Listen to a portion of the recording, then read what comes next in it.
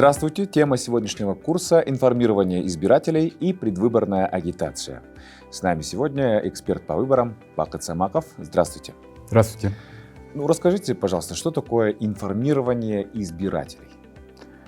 Прежде всего, в соответствии с конституционным законодательством о выборах, информирование избирателей включает в себя подготовку и распространение информации о всех этапах избирательного процесса, о порядке назначения выборов, порядке формирования избирательных комиссий, о деятельности самих избирательных комиссий, порядке формирования и внесения изменений в списки избирателей, порядок участия в голосовании, определение результатов выборов и, естественно, публикация уже итогов самих выборов.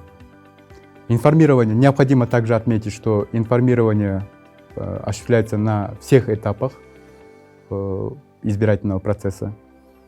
Информированием средства массовой информации. Здесь необходимо также отметить, что средства массовой информации при информировании, информационные сообщения не должны сопровождаться какими-либо комментариями в отношении отдельных политических партий или кандидатов. В противном случае это будет расцениваться как агитация, предвыборная агитация.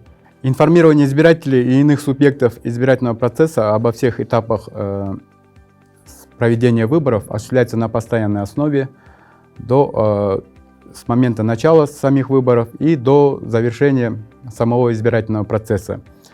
Государственные телерадиоорганизации должны предоставить достаточно бесплатное эфирное время для Центральной избирательной комиссии, чтобы Центральная избирательная комиссия могла информировать избирателей о порядке голосования, как можно себя уточнить в списках избирателей, каким образом необходимо участвовать в голосовании и другую необходимую информацию, которая необходима для граждан и непосредственно избирателей. При этом распространяемая информация не должна создавать предпочтения в отношении отдельных политических партий или кандидатов, иначе такая информация будет считаться как предвыборная агитация, может быть засчитана как предвыборная агитация, и за это законодательством предусмотрена соответствующая ответственность. А каким образом СМИ и интернет-изданиями должно обеспечиваться равенство кандидатов и политических партий? Прежде всего, содержание информационных материалов должны быть объективными, достоверными, не отдавая предпочтение какому-либо кандидату либо политической партии. Весь объем, который предоставляется той-либо политической партии или какому-либо кандидату, должен быть равным. Если одной из политической партий или кандидату предоставлено определенное эфирное время, печатная площадь или возможность выступления, предоставления своих агитационных материалов, в таких же объемах и по таким же расценкам должны быть предоставлены и другим кандидатам. Кроме этого, средства массовой информации не должны допускать публикации сведений, порочащих честь и достоинство кандидатов, деловой репутации политических партий. Это касается всех, а то, что эфирное время, площади, это касается государственных, СМИ? Это всех касается. Также необходимо отметить, что публикация освещения результатов общественного мнения также является одной из частью информирования.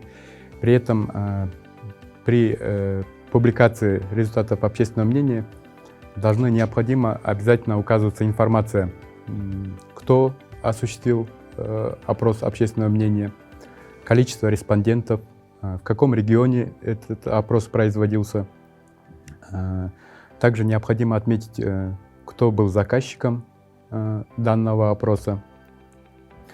В случае, если будет публикация опросов общественного мнения без указания тех данных, которые я перечислил, данный информационный материал также будет считаться агитационным.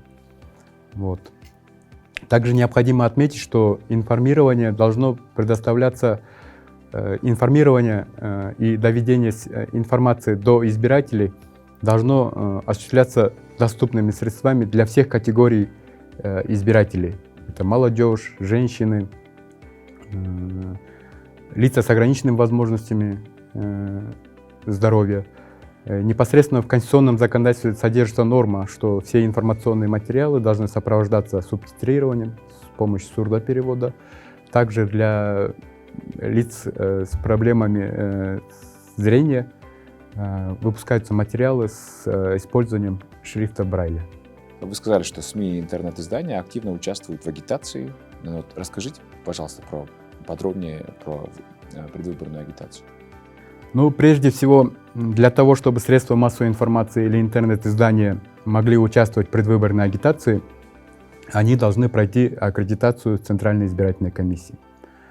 Средства массовой информации, также интернет-издания, которые не прошли аккредитацию Центральной избирательной комиссии, они могут осуществлять только информирование и освещение выборов, но при этом не могут участвовать в предвыборной агитации. Для того, чтобы участвовать в предвыборной агитации, средства массовой информации, интернет-издания за 20 дней, в течение 20 дней после объявления о назначении выборов предоставляют в Центральную избирательную комиссию сведения о размере и способах оплаты за предоставленное эфирное время, печатную площадь и иные площади.